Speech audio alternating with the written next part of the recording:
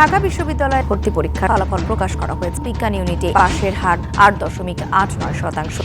গত বছর ঢাকা বিশ্ববিদ্যালয় ক বিভাগে পরীক্ষায় অংশগ্রহণ করে 1 লাখের অধিক শিক্ষার্থী, যেখান থেকে 92%ই অকৃতকার্য হয়, অর্থাৎ পাশের হার ছিল মাত্র 8%।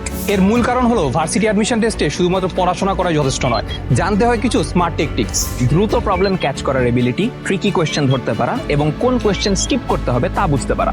অনেক পড়লেই হবে না, সময়ের মধ্যে এমসিকিউ সলভ করার জন্য জানতে হবে ফাস্ট হ্যান্ড ক্যালকুলেশন। আর এই তিনটি বিষয় সামনে রেখে তোমাদের জন্য আমাদের হাগনস্টাইন varsity A unit preparation course. তোমাদের প্রস্তুতিকে আরো বেশি ফোকাসড আর ইফেক্টিভ করতে আমাদের এই প্রোগ্রামে থাকবে varsity A unit standard admission classes, যেখানে থাকবে কনসেপ্ট, কোশ্চেন আর প্রবলেম সলভ করার টেকনিক।